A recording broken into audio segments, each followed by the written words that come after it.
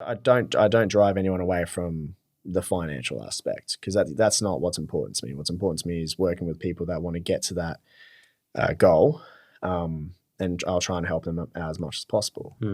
But yeah, like, I do want to be paid for my worth and my time, but I'm not going to send someone away.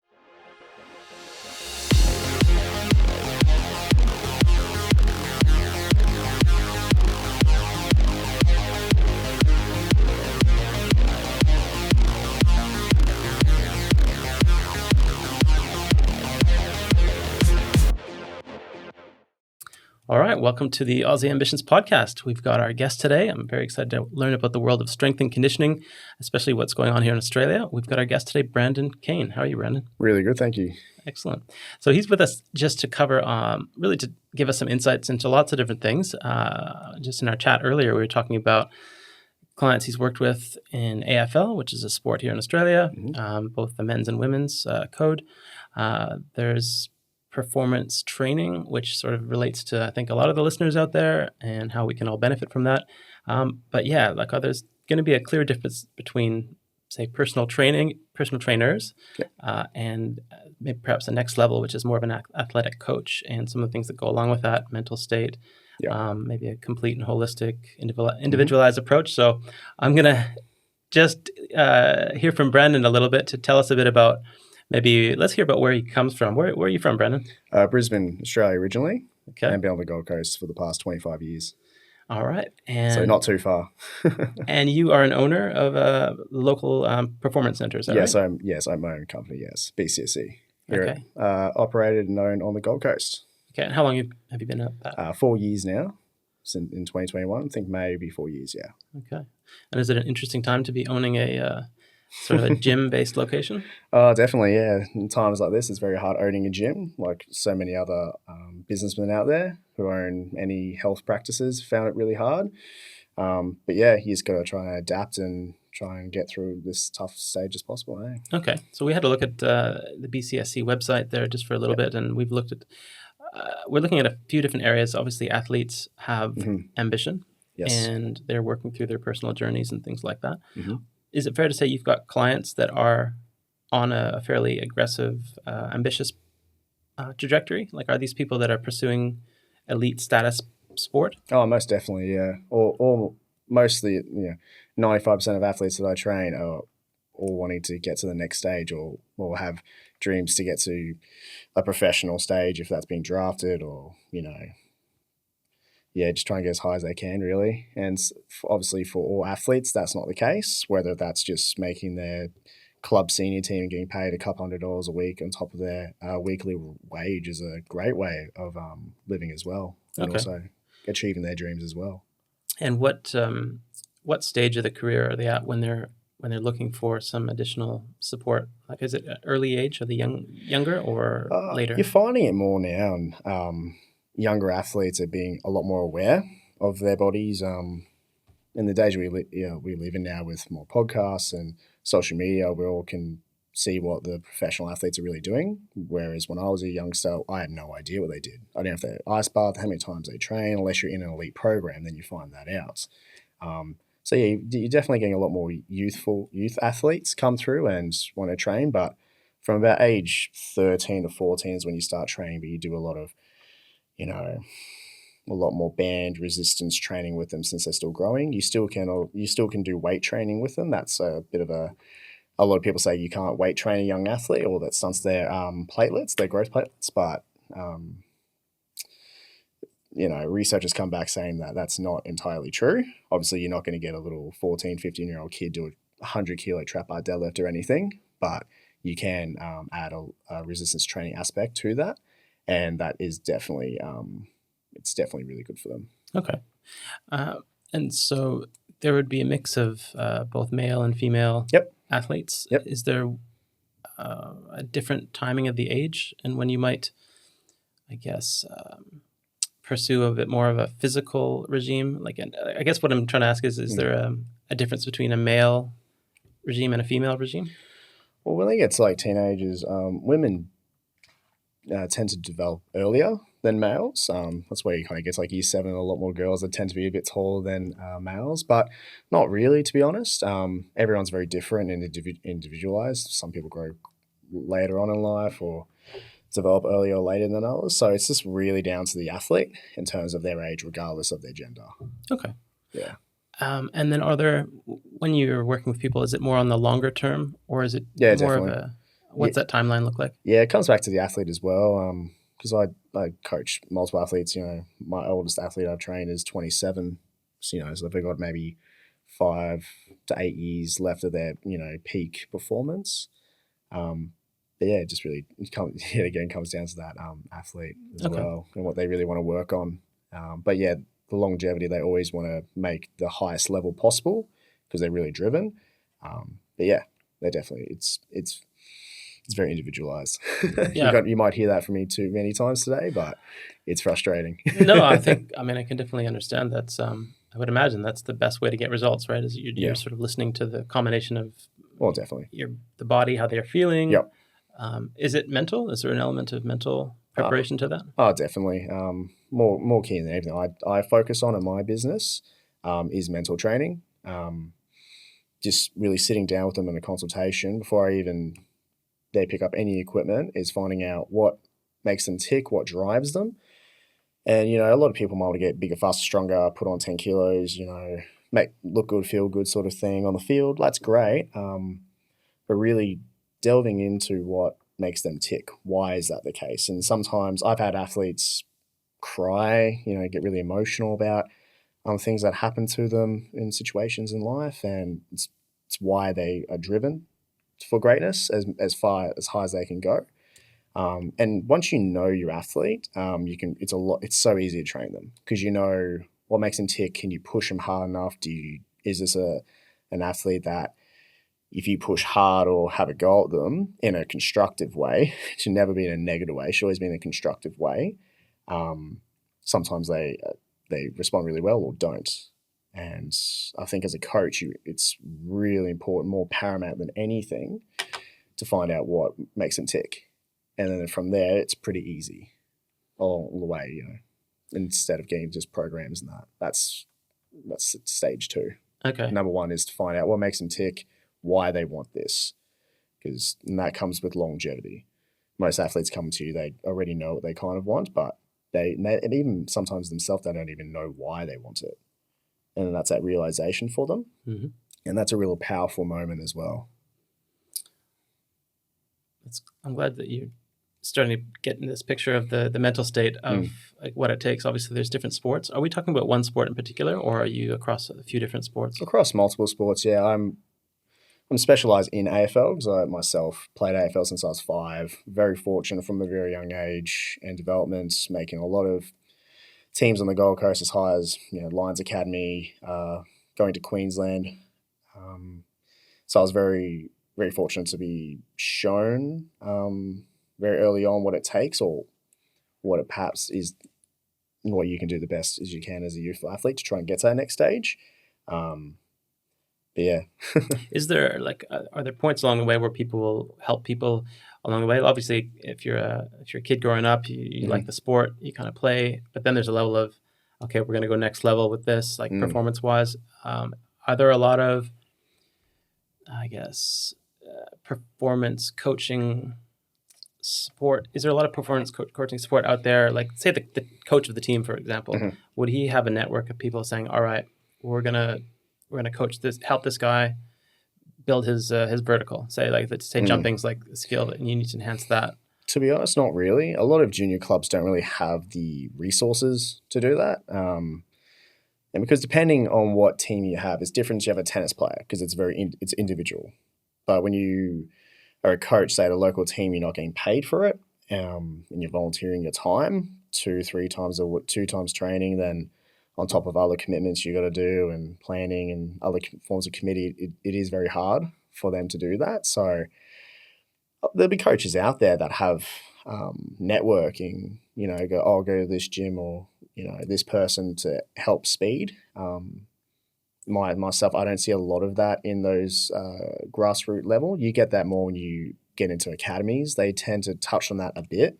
But even still, it's not probably not as much as some athletes may want. So if you're an AFL player or soccer player, and you just want to improve your sprint times or trialing or whatever, you'd go to a sprint coach for that. But yet again, there's a lot of academies out there that do parts of that, but they won't teach anything really like in full, like break down everything. They'll do the best they can, especially in the academies, but grassroots is very hard. Okay. And it's very hard for athletes if you're not one of those academies, it is very hard. You've got to outsource. So people like myself or other coaches out there, which there are if you find them, but obviously you want to find quality as well. So you're looking to almost like, would you accelerate, you'd identify people that could benefit from your program and your training, and you get to them as early as possible? Is that the idea? Just to kind of definitely not delay? Yeah, well, if every athlete in some way, shape or form wants to get better, comes down to the athlete as well. Some people are really, really open-minded about that stuff. Some people aren't. Some people just think, oh, well, the academies will teach me that this is what it takes. Sometimes that's not the case. So it's not one shoe fits all sort of thing.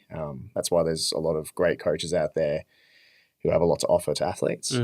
But yeah, across multiple sports, I deal with a lot of athletes across multiple ranges of sports, across many ages. Okay. And it's like I said earlier, I'll touch on again, it depends on what the athlete needs. So if it's a 15-year-old girl who plays soccer, say she's a left back, okay, so she's probably obviously a left footer. Now we've got to work on her stability, her defense, vision, because obviously they're in the back of the field. They need to obviously read the play well, when to attack, if they're an attacking left back, do they defend? There's so many different things. So you'd get like, okay, agility training, sprint training, and durability training would be great for you. Like it depends. You train your athlete depending on what their bodies respond to and what sport they play. You wouldn't train an AFL player to be a boxer. So you go to boxing 3 times a week. It's great cardio, generalized cardio, sure, but is that going to 100% transfer to on-field performance? Probably not. So the best thing to do is to try and do as much training as possible for that sport. But there's athletes out there that I've got a couple of girls as well that play AFL, and also one's an MMA fighter, and one is also a rugby sevens girl. So it can get hard at times to train them accordingly to the sport, but you just got to do the best as possible with what you've got, really, and then just hope for the best. I'm glad that you mentioned the different sports, because again, soccer would be very popular worldwide. Oh, definitely, yeah. It's the number 1 sport in the world in terms of numbers and watched, around the world. Right. But here in Australia, you've got different codes of, let's say, football. Yeah, AFL is number 1, then Rugby League is second. Yeah. Yep. So just say there's 2, and then but the game itself is different dynamics. So speed would be priority in one. Maybe more brute strength and slamming into each other would be more the other code. Yeah. Can you just give us the quick, the quick summary for people out there so they can just start looking into it? Pretty much, if you want to be an AFL player, you got to be great in every area. You got to have strength. You got to have muscular endurance. You got to have speed, agility. It's a 360 game. So, unlike NFL, you throw a ball straight and then that's it. You're always looking straight, or if you're a defender, straight or behind sometimes. Whereas AFL, you can get tackled 360. So it's like basketball, except being tackled. Okay. So people around the world that don't understand what AFL is, I'll definitely watch it. It's a great game. Fast, high impact. It's crazy, and there's no pads. There's nothing else like it in the world. Like the only thing is probably Gaelic football, which they play in Ireland, but they use a soccer ball and have a soccer goal as well. And you were an AFL. You were pursuing AFL. I was, growing up? Yeah, I was AFL, yeah. Was there any interest to cross over? There's some talk about that locally, about athletes who've crossed over the code. So the other leagues are Rugby League, which is more of a traditional rugby. Yeah, Rugby League. Definitely New South Wales is where it's massive. And Queensland. For when I was growing up, Rugby League with the Broncos was just huge, absolutely huge. There was not many pathways back in the early 2000s for AFL. I would always get bullied, like, oh, it's a weak game, or there's probably things I probably can't say out here, but yeah, I got a lot of flack for it. Okay. playing it. Like, oh, it's, oh, you don't tackle, they don't tackle. I'm like, yeah, they do. It's 360 instead of running straight up. But yet again, like running straight up into a 120 kilo person is very tough. So both sports are very different, but across Australia, it's AFL is number one, and then number two is rugby league. Yeah, and then the third one would be rugby union, which is perhaps more international. Yeah, it's more international, you'd say. It's very hard these days. Like union was very sought after in Australia early 2000s, and then kind of died down a bit. But there's still a big following. But yet again, the best in terms of union would have to be like Super 14 or 16 or the Super Series they have, all across New Zealand. Like it's just number one over there. Like they don't barely even watch the Warriors. Like they're doing all right. It's okay. It's all about the All Blacks, and that just shows such an amazing culture from grassroots all out to professional. You can just see like this if you watch anything about the All Blacks. No matter who they are, Dan Carter, Richie McCaw, they would always lead. Obviously, they don't play anymore; they're retired. But ever since then, like their culture, if they would go overseas and they go into the visitors' locker room, they would clean up every single bit. There would not be one scrap of dirt or a cup or a Gatorade bottle on the ground. However you come into that environment is how you leave. And that just shows a lot about a culture. Whereas it's okay to celebrate and do everything, but also just clean up after yourself. And that shows a lot about that culture, which I think a lot of sporting clubs should have a part of their club as well. Yeah, there's a lot of clubs out there that do. Okay, that's interesting because obviously there's a few things there. Like you mentioned, the All Blacks, New Zealand national, the Australian equivalent, the Wallabies, right? Yep. The Wallabies. So I'm more familiar with that. But in the AFL world, is there a national level AFL team that you're No, they don't. They don't have it anymore. They have All Australian, but they don't play anyone. If they do, it's in the Gaelic series. They haven't done it in a while. But yeah, they'll have their All Australian team to face the Irish in Gaelic football, and sometimes they go over to Ireland. They normally just do it they just rotate it every year, like 1 year in Ireland, next year in Australia, but that's kind of died down as well. But the AFL tried multiple areas of sport, different types of kind of like quicker games of AFL. Like you see with cricket, they've done, the Big Bash because everyone these days wants action-packed sport, like just consistently. And sometimes in AFL, like it is always up and going. It's a great sport to watch. It's better to watch live than on TV because you can't see everything. But that's AFL tried AFLX and it kind of died down within 2 years. Oh, that's interesting. But like the best one would be AFL 9s, and that's played more grassroots. But that would just be grassroots. But there's no other national team in Australia. They used to play State of Origin, which back then, because it was mainly South Australian versus Victorian teams, and they would play, and that was really big. And then it kind of died down because a lot of players didn't want to put their body in harm's way as well, and I guess maybe financially. I think it was another one as well. I'm not 100% sure, but I do know that some players, the high up players, don't want to play in those series just in case of their body. And you see that across the world all the time. Like in the NBA, they have the All-Star game. Like last year was really good, but most of the time it's just no defense. It's different to like when Michael Jordan played. It was always just they're at each other's throats. They want to see who's the best and push each other. At the moment, it hasn't really been like that, except last year's because they changed it up. So they put a community. It was from a couple of foundations. Like LeBron chose one foundation, Giannis chose one, and then they verse, and whoever got to 125 points or whatever it was won it. And giving them a attainable goal for not just themselves, showed a lot more action. So yeah, AFL have tried a couple of forms, but haven't really hit that their stride yet in that area. Yeah, but it's a very strong game to watch anyway. But in terms of internationally, they're trying to find other types of like games you could play without having to play like a full AFL game. Yeah. Well, certainly like within borders here in Australia, it's very much alive. You got, and it's sort of city based. So you've got Brisbane. Brisbane's got a team, and Gold Coast got a team. Yeah. Pretty much all the major cities would have. Yeah. One. Everyone has. Every state has. In Australia has one, except for Northern Territory and Tasmania. Tasmania is trying to get a team right now, but that I reckon maybe in a couple of years they probably will get one, but obviously due to the crisis at the moment, it's like expansion would be very hard financially because there's a lot of teams out there that are being looked after by the AFL, and obviously the AFL doesn't want them to fold, so that it's hard. Like, do you relocate a team? Do you have another one? But yeah, every other Queensland has 2, New South Wales has 2, Victoria has 8, South Australia have 2, WA have 2. Interesting. So the AFL has positioned themselves very well all across Australia, whereas NRL have, I don't know, like 10 to 12 teams in New South Wales or whatever it is. I think it's 8 to 10 or something like that. I'm not entirely sure. 2 in Queensland, 1 in Victoria. That's it. So AFL is very smartly put themselves into a strong position. Yeah.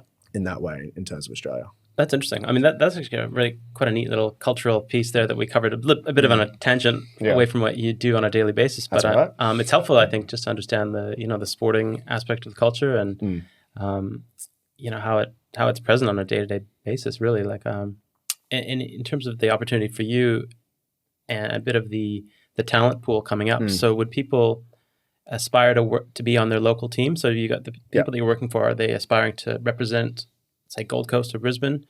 Yeah, it depends on their sport. If I was just to talk just in playing with AFL, you have your club team you play for. They make it well known. There's scouts out there for, say, South Coast would be like the next one, and then Suns Academy after that, and then after Suns Academy, if you go high, you go Queensland, and then you'd verse different states.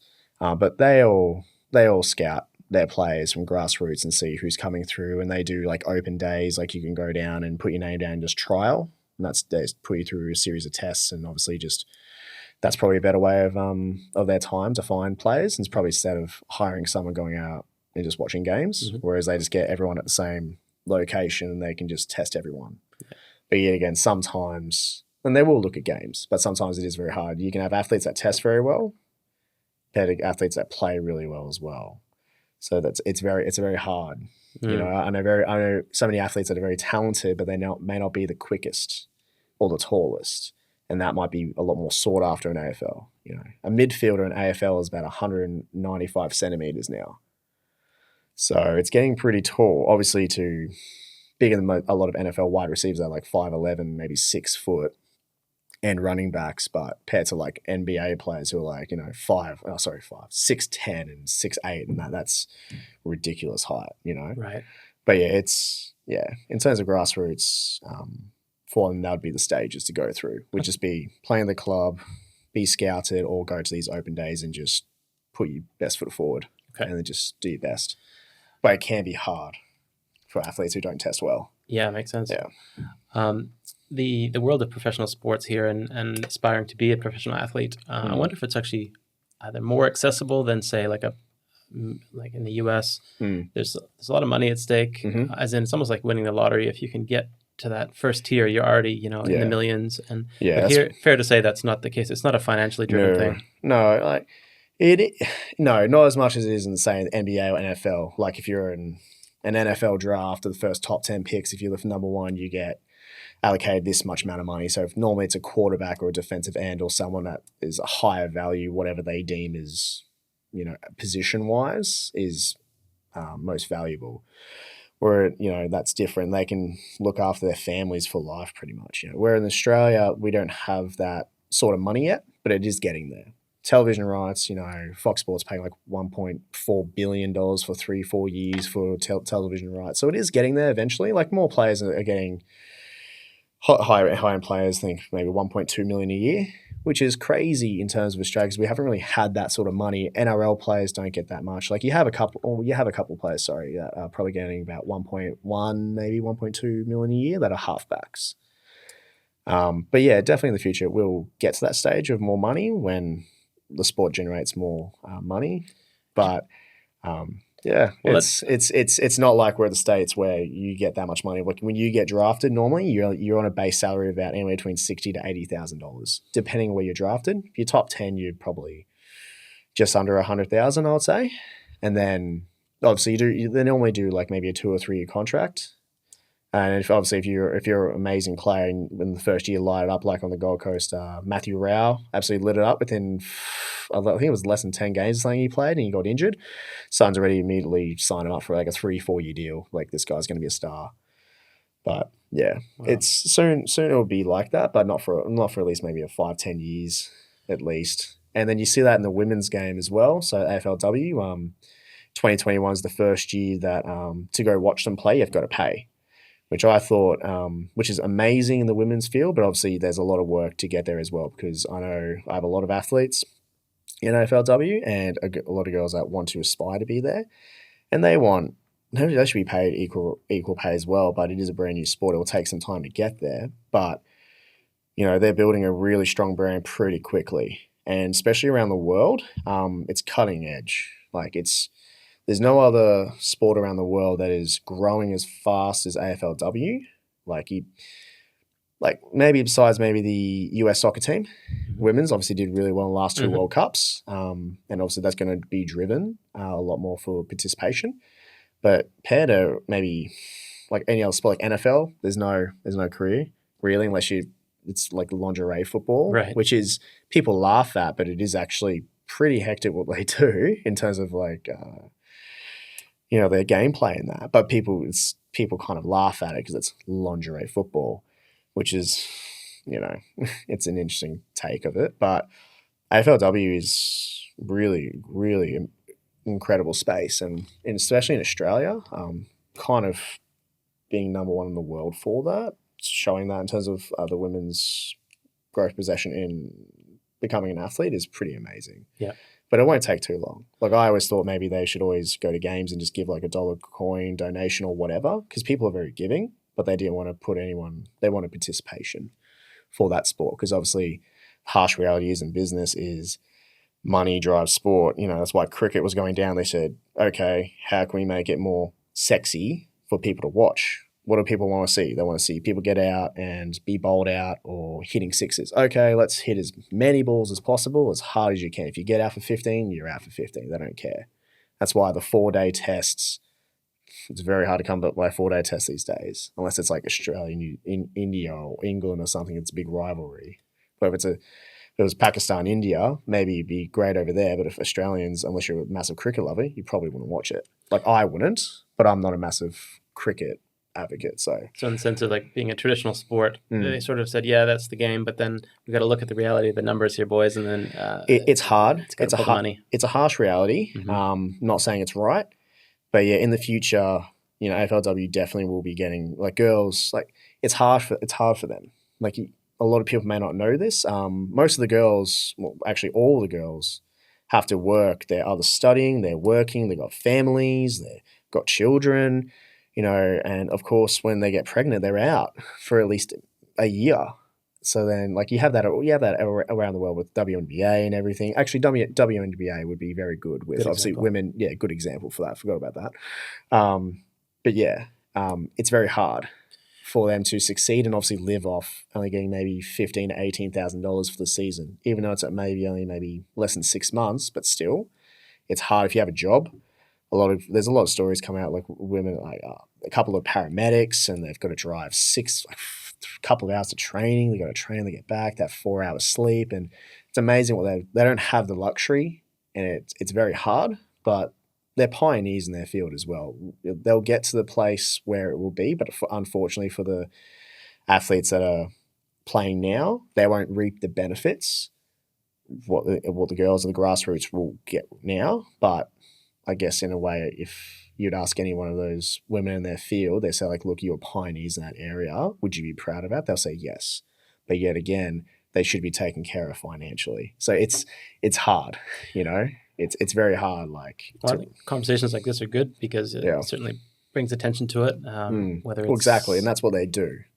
So it is good that the AFL has gotten the AFLW people have to go pay to games, and I don't think I think it'll definitely population attendance to games should stay the same, if not should better. I don't think it'll go down drastically because people got to pay $15, $20 to go to a game. I don't think that would be the case.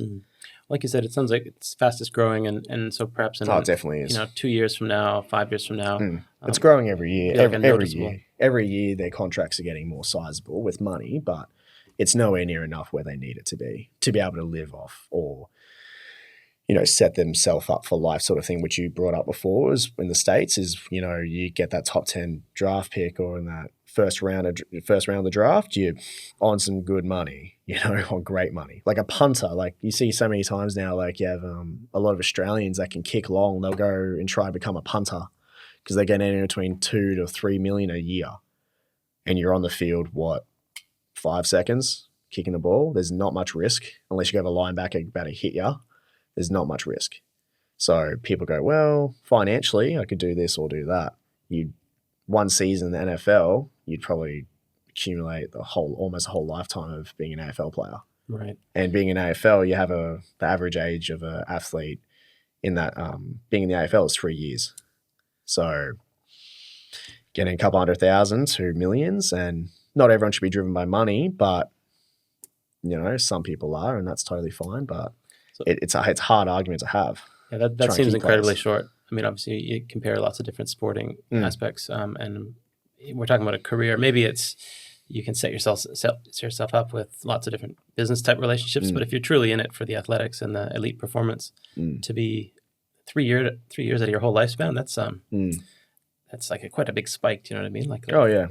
To be able to even just mentally to draw that on, and what do you do after that? Yeah. That's another one as well. Yeah, we can certainly. I want to make sure we get to that. Yeah. What I was just thinking is the trickle down. So if you get more money into the sport, and you're open to train and give these people the coaching and the performance they need, is more money in the athlete's pocket mean more people that are going to come to you because otherwise they just couldn't afford the extra help? Or how does it affect your daily sort of mission? It's hard because not everyone's financially, has a lot of money behind them, and depending on every sport, it's very different. If you're a golfer, you got to spend thousands of dollars to get a good set of clubs and coaching and everything. Whereas AFL is team sport, so it's not as financially, not as big as a financial burden. But for athletes or people that want to get more coaching or people that come to me, like it is very hard because everyone's different financially. Some people do have a bit of money behind them, some people don't, but they still want that goal. So it can be hard. But for me, I do help out my athletes a lot. If they can only afford this much amount of money, I'll set up a payment plan. I don't care when I get paid, as long as I get paid for doing the job. I want to try and help them as much as possible. It can be very hard at times, but you also don't want to. I don't drive anyone away from the financial aspect because that's not what's important to me. What's important to me is working with people that want to get to that goal, and I'll try and help them out as much as possible. But I do want to be paid for my worth and my time, but I'm not going to send someone away because I can only afford $40 for the session. Well, sorry, that's not enough, but can we work out it? Can we work out something? Or let's, let me give you buy programs off me. You come in once every couple of weeks or something in the gym, which is obviously not as much money to pay me, obviously, to whatever their financial means is. So I try and work with them. I say, okay, can you do this at home? Or is there a gym you can go to for free or whatever the case is? I try and work that out with them and show them ways. There's other ways you can get the same amount of training. It just may not be as much with me in person. And I think that's really important as well, not just being oh no, sorry, that's not enough money, bye. So and then in the future it's they might have that finance, they might have that money. And then they'll come back to you and they'll say, wow, this person actually gave me the time and effort to help me out when maybe I wasn't financially great. Now you do have that, and then obviously they're gonna be very loyal. And that's not a bad thing, you want to have your athletes or clients be as loyal to you as possible, but a lot of people, I just feel some trainers tend to forget that. And it is very easy to forget that, especially online, and you see the numbers and you're more worried about, look at how much money I'm accumulating and that. And they do. I'm not saying they don't care about their clients or athletes, but just from personally me, I just feel like you do need to have that interaction with them. Sure. Look, I think what you've highlighted is that you're in a space where you can see the opportunity, and if it's a fast growing space where a particular sport there's going to have more talent, more people coming in. Yep. And there's more people that could benefit from peak performance coaching and everything. And then it's sort of how can you possibly help everyone? So it sounds like you have to be a little bit selective on how many people you could actually help with the transformation. Is that right? Yeah. So I only train max with 20 athletes a year. Obviously I coach. I try not to coach every day. It depends on the athlete. Like I've had athletes that come to me like, Brent, I really want to train with you. I can't train throughout the week because and it's hard for them as well. They've got club training. If they're playing other sport, they've got training. Sometimes it can be too much training. And I'm like, okay, well, what can we do? What can we work with? Is it just a recovery program, or try and get them training as much as possible? And you want to try and work with clubs as much as possible, but sometimes that's not the case. And I definitely look after the athlete as much as possible rather than just like a team. I'm not looking after a corporate team or anything. I'm looking after my business, but my main focus is athletes. So yeah, I try and put all my time and effort into them for that. But yeah, it can be hard. And just thinking that, the knowledge that you have could benefit people beyond the geographic area, right? There can be lots of people that could follow advice and even just it's really coaching, right? So coaching can be delivered in a few different ways. Yeah, definitely. With the whole wave of, people having to spend more time online and not being able to move around as much, do you think that model works? Like, is coaching effective online versus in person? It can. Like, it definitely can. It just depends on what you're selling and what your business is about.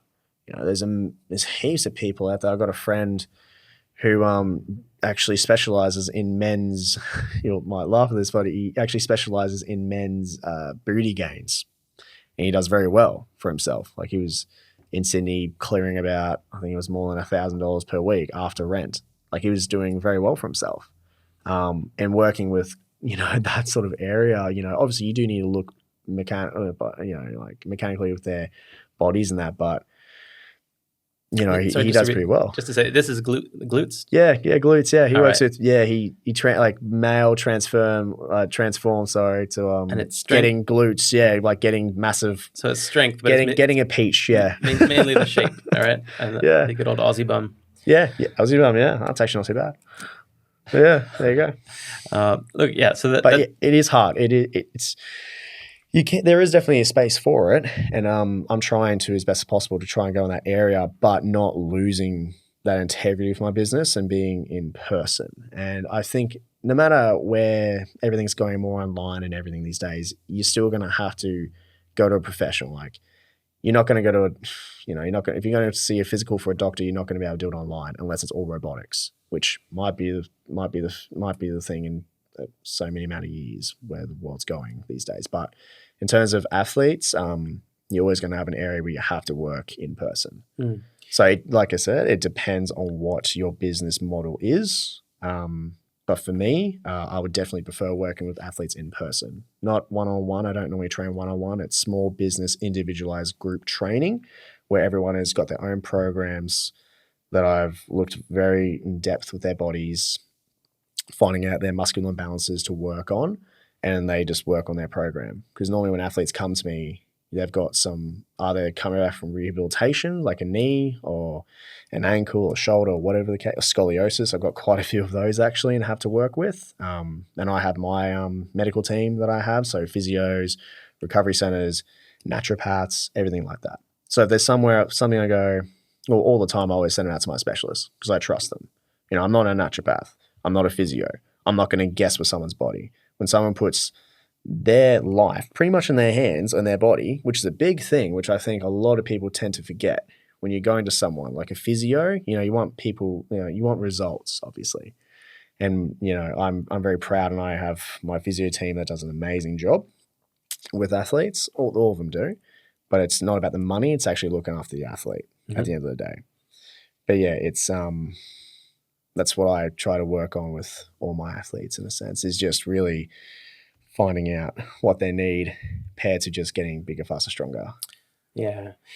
Well, I think if we look back to maybe the theme about people are trying to get from where they are and excel or get to that next level, there can be ways of getting there. You can put in the hard work. There can be temptations to fast track the process through technology or through other means, through knowledge, through touching out to experts, and just getting the best recommendations you can. But you should always do that anyway. And if you ever have any injuries, you should always go to, if you don't have a specific specialist, which most people don't. If you haven't done an ankle, you don't have an ankle specialist. Normally, you ask your team or whoever you're with, academy wise, and they normally have a person. But you just got to find out there's multiple options. I've had some physios say, "Oh no, you're fine, do this," or some physios say, "Actually, no, you have to go get an MRI." But you're putting your body into other people's hands. You want to make sure that they know what they're talking about and they actually care about you, not just themselves. And I think that's a real big talking point as well, because myself went through that phase. In my journey of AFL, didn't make it because of, I'm not going to say because I didn't make it because of ankle reconstructions, but definitely very sharply stopped my career very quickly. Got it redone, ankle reconstruction, left-hand side, just arthroscopy and ligament tightening. Came back a bit too early, had to have another touch-up surgery, had to have another arthroscopy. They found in my right ankle actually had a couple of ligaments issues there, so I had both of them redone. Came back and my body just couldn't fire.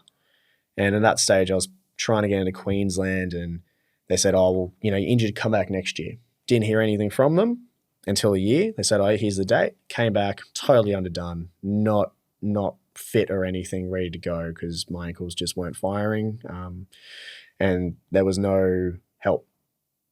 There was just, okay, that was it. You didn't get the side.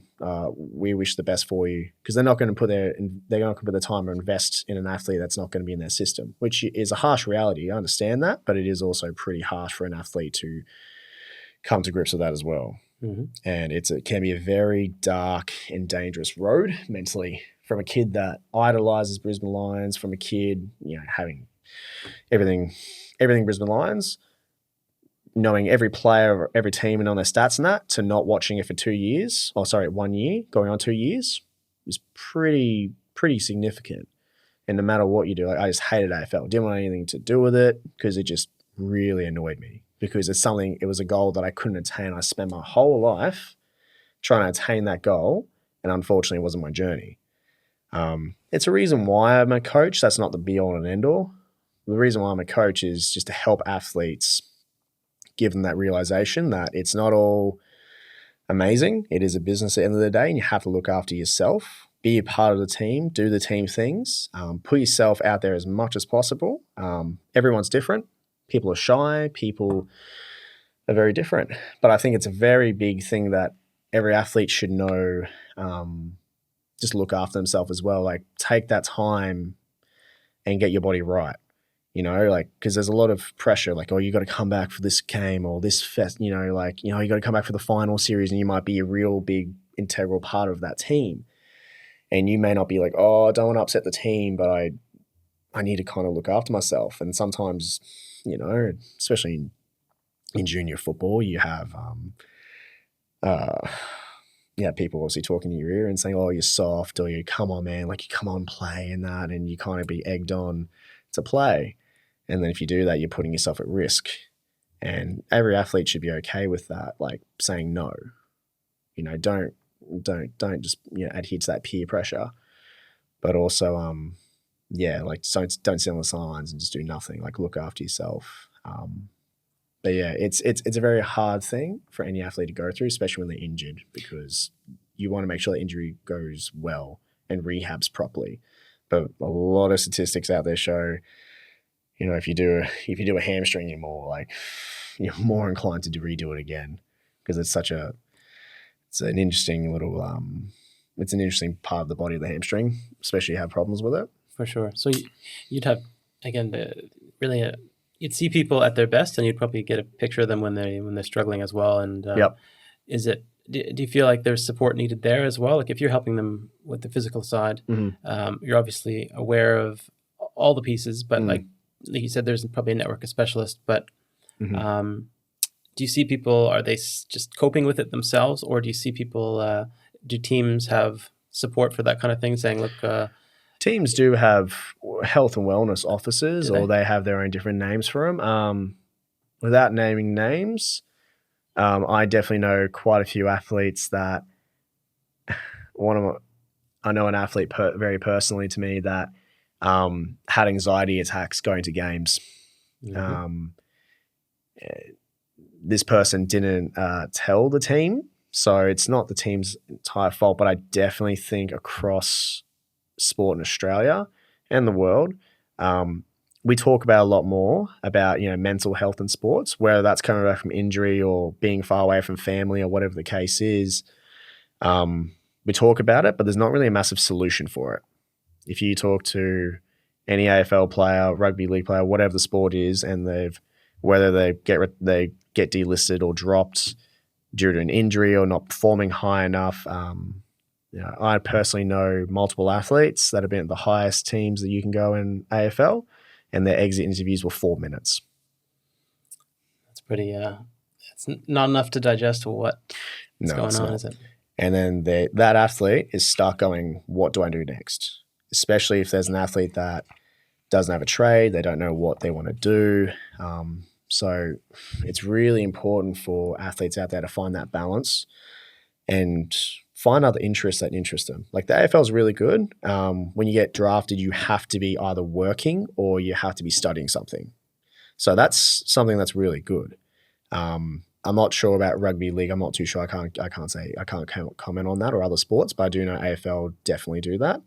So obviously, just so they know, because they learned very early on, if you get delisted, it's like, what do I do now? So it's a bridge. It's sort of like give yourself a base. Exactly. Come and excel, but then build yourself a bridge. Because AFL, you might be a coach, you might be an analyst, you might be whatever. You might love the game so much. You see a lot more and more players do this now. They just become an assistant coach or they become coaches in the future because they just see the game for how it is. But for a lot of people, that's not the case, especially if you're not a massive star.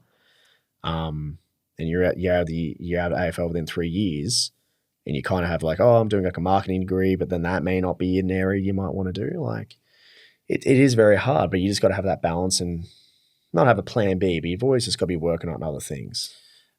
That's definitely something we're going to watch, and we may have some guests on that have actually gone through that. It'd be interesting to see if we can get that firsthand perspective, right? But I would feel like the community would welcome a candidate that would, that says a lot, like an athlete that's gone through that. So to be able to, you can also imagine they could apply themselves in an organization or take their work as serious as their sport, know. So I feel like culturally, I do feel there's a place for those athletes, whether or not they want to be doing that kind of work or not, is a totally maybe a different game. But anyway, there was another thing I just wanted to circle back to, which was elite performance often has, there's the natural way, and then there's the enhanced way. Okay, yeah. And there's technology. So there's sort of the technology that's endorsed, and it's, through the, might be cryo recovery or, some ways of, it's a level playing field. And there's others that are unknown and sort of this unknown space. I'm thinking of like mixed martial arts or maybe Olympic sports. There's doping for cycling and things like that. Yeah, so you mean enhance, obviously taking performance-enhancing drugs. Yeah, and it benefits you in different ways. Is that something that crossed your path at all? I mean, you're talking about early age, so I can't imagine it's there. But even in the industry, do you see those things coming into play at a high level? In terms of athletes just wanting to try different things, in terms of not besides the enhanced way, but like in terms of like cryotherapy and obviously technologies and we'll start with recovery the legal performance. Stuff. Okay, legal stuff. We'll start with legal stuff. That's great. Myself, I was never really ever really put into a position where I wanted to try anything performance enhancing. Doesn't really happen in a lot of team sports at all. That would more come under the individual sports like your MMA or people or maybe tennis, like individual sports. You more have that sort of thing. I'm not saying that. I'm sure. I don't know. I can't really comment on that in terms of like team sports, but for myself, no. I definitely wasn't put forward or anything like that. Never even came across my mind. But yeah, I did a lot of recovery stuff that we kind of learned from academies very early on, which is very contrast therapy, ice spas and magnesium pools and that, which is really good. But as an athlete, you just want to try and find what's best for you. And I really practice and preach and really just go on about this massively, like even through his podcast, I've said it's individual. So no person will, don't train just the same as your friend or something. You'll have something different in your body, or you respond better to a different style of training. Rehabilitation is exactly the same in recovery. So for myself, I respond really well to suction cups, contrast therapy, so magnesium pools, hot and cold, and saunas. That's what I respond really well to. But not everyone's the same. Everyone's built. We've got different genetics, body types, everything. So hormone, everything. We're all different. So you just got to try and find out what's best for you. And you just have to process elimination. Like I do Normatec, so I'll just put in the Normatec boots and then just try to see how that feels. And it feels good, but it doesn't really work for me. But I know many athletes that love it and they say, oh, it's amazing. My body feels so much more relaxed and gets all lactic acid out. And it's amazing for me. I say, sweet. But yeah, if I was to say any advice to any athletes out there or any people going through any recovery, it's just got to try and find out what's best for you. Dry needling, so many different things out there now. Like you brought up cryotherapy, or your CO2 chambers, and everything as well. They all have their place. Just depends on what you respond really well to. Okay. Or what type of injury as well. Just depending on what type of recovery or rehabilitation you need. Okay. Techniques. Well, there's definitely we do have a few of those facilities here locally. So I think we've got quite a few professional sports teams, but even locals could go in and if they're on a personal journey, they can get in there and again experience it for themselves. And one I really love is the float tanks, which is really amazing. Have you ever tried float tanks before? I heard about them, but is it a physical recovery or is it more mental? Both. Like you spoke about before, and what I have as well. Mentally, it's where it's going. Mental recovery. Like there's a tremor that I do as well. You put someone into a meditative state and they kind of actually shake and it actually draws out their past injuries. Like it's very in-depth conversation. I won't talk about it too much, but I guarantee within the next 5-10 years, you'll see these popping up even more and more. I do with my athletes and they get some pretty good results out of it. Like neural training. But yeah, these flotation tanks, so it's being in like a magnesium pool, except the salt is a lot more, it's a different type of salt and it's a lot better for your system. So you just literally float in a big tank. You just put a little float neck rest on, and you just literally just relax there. People can fall asleep. You can just chill out there. You just float. But and it helps with a lot of different things. It helps with skin, anxiety, heaps of different things, and as people, not just athletes and people, we all have stressful lives. We all have stress no matter what that is. Everyone's stressed about anything, and you got to try to obviously keep that balance and keep yourself centered as much as possible in a holistic way. It doesn't mean you have to go meditate a million things, but even if you just go float in a tank for an hour, I think pretty sure it generates another like 4 to 6 hours extra sleep in your day. So anyone coming back from rehabilitation, knee injury or ankle, or if you can't sleep, insomnia and suffer from anxiety, you should definitely try this. And there's quite a few on the Gold Coast. Rigs have one. There's a flotation company, flotation center. They are at Burleigh as well. So there's quite a few of them, and you'll see them more and more popping up. Very cool. Yeah, especially with sleep. It's definitely a real big area as well. People will get into as well. That's fantastic. You see a lot of Olympic athletes. They'll actually take their own bed on tour with them, because if you're sleeping in hotels, like you might have seen, like I saw it today, like they might be canceling the 2021 Japan Olympics. Right. But I saw a room where it's like 2 single beds, and the beds look so like they just don't look exactly like they're not built for support 100%. A lot of all those athletes will take their own Posturepedic bag or whatever and just roll it out. A lot of cyclists did that. like a UK cyclist, Chris Jones, I forgot his last name, but he did that. But you just try and have as much edge as you can, because if you think about it, if you just go towards competition and you didn't have a good sleep, and you're not firing as being as best as you can, that's a disadvantage. So you want to have, especially in Olympic sports, there's ways you can enhance yourself legally instead of putting in drugs in your system. But you got to try and do as much as you can, and every athlete should do that.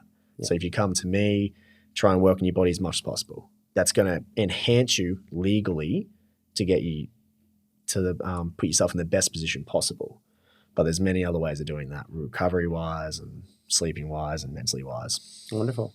We've got some good points. I just wanted to get two things before we wrap up. One that we chatted about earlier, which is essentially in the discipline of strength and conditioning. It's I think you mentioned it's functional neurology. Functional neurology, yep. Training. Yep. Could you just define that just quickly so we got that out there? Because I feel like there's maybe a level of education we can just fill people in on what that is. So easy. So functional neurology, without having go in depth with trying to explain it, our eyes are cameras, so you got these, I have these Synaptic Strobe glasses that strobe. So everyone's been to parties where they strobe, like you see something and then you don't. Exactly the same with these strobe glasses. If you take away half the vision what you're seeing, so if you throw a ball to me and obviously my brain is so quick, well, what we do, because obviously it's our brain pattern and what we've learned from a very young age. But if you throw a ball at me, my eyes and my brain is processing the trajectory, the speed, everything in that ball. You've got to react. So someone may not be like a fumble, like someone may not be good at catching. They may just not have that type of training to, they may just not be very good at that area, which they're not. Some, kids are pretty mean, saying that they can't catch a ball or something. There's other ways of saying I'm not going to say, but just like functional neurology is just being able to work on these areas, and there's not many areas where you can do that. So it's just having control of your eyes. So these strobe glasses will flicker, and then if you throw that ball, you take away half my vision. I've got to react quicker. So my reaction, the speed, everything my eyes going to connect to my brain is processing. If you're taking away half that vision, you're working it harder. So if you use this technology, and there's many ways of doing it, that's just one way of doing it, depending on what the athlete needs. But it's very easy to use, is just being able to harness that. And then once you use it for about 20 minutes and you take it off, and then you almost feel like Spider-Man, you're just like quickly going everywhere. You're just grabbing everything, and you have a lot better reaction times. And that doesn't mean just catching a ball. That means reading the play quicker. So you can see, say we'll go to AFL again, you're in the midfield and you're processing, or say let's go a quarterback in NFL, okay? You're a quarterback, you hike the ball, you're looking at the whole field, you're scanning the field, you've got everything in control, you're the man, sort of say. And if you see a lineman coming at you, you go, oh, okay, I've got an audible, and just having that brain, that process, and you can react to that quicker, that's going to make you amazing. So I'd be really interested to see how Tom Brady's processes is and reaction is. Like, he's not the most gifted, is he? He was the last person in the draft. They laughed at him. Everyone's seen his before picks when he's drafted. Now look at him. He's going today now into his, 7th or 8th Super Bowl or something, or like being the GOAT status sort of thing. So it's an amazing technology, functionality. But, it's everything. Like, that's even just like crossing a light or reacting when you're driving a car. Like, there'll be a place for this just to the average Joe, in a sense. Fantastic. But it's hard. I can go into much more in depth. It's a bit hard to explain. It's just pretty much just neurology training your brain to react quicker from your eyes, and depth perception pretty much. And that's very important in all sports that you do, especially contact, just reading the play. If you're 100% quicker being able to mark a ball, then you're going to be a lot dangerous on the field, and you'll be able to see the field in slow motion per se. Very cool. Yeah, I hadn't heard of that myself, but I can definitely imagine that could be universally beneficial, right? So it definitely is. Yeah, they do it a lot more in the States. Like, a lot of wide receivers use it. Steph Curry actually uses this, so I probably should say that. So Steph Curry will be bouncing a basketball one hand, and look at he'll be the best shooter, like 3-point shooter ever, because of his depth perception. So how you process everything, your eyes can process a small little target. It's just honing in on that smallest part, your eyes. And if your brain or eyes is out of whack just by a little bit, that's going to put your depth perception off. So you may not be a bad shooter. You just something neurology wise may not just not be exactly developed 100%.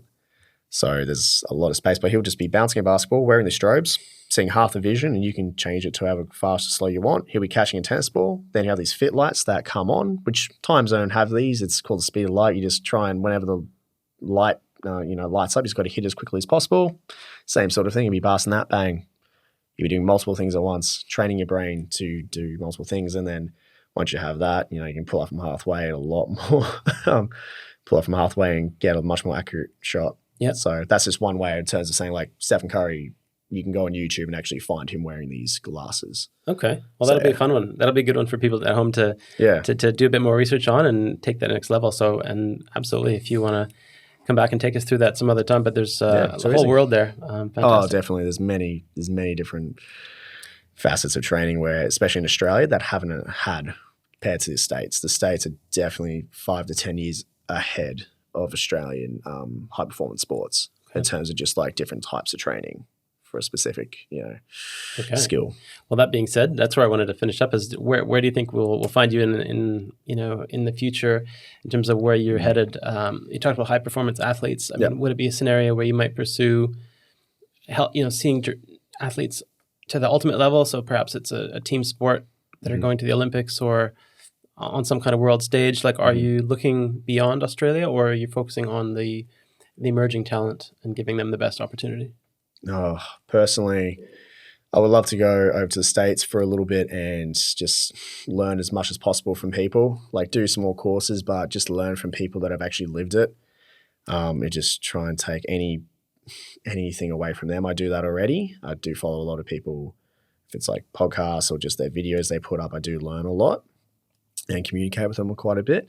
But for myself, I definitely want to expand my business and take it to somewhere where Australia hasn't seen before, and completing, the complete athlete experience, So I won't say too much about that, trying to keep that a bit close to the chest. But yeah, I would love to definitely, I would love to work for an NFL team or an NBA team. That'd be pretty cool. But I definitely want to look after people in Australia and start here. And then if that takes me over to the world stage, then so be it.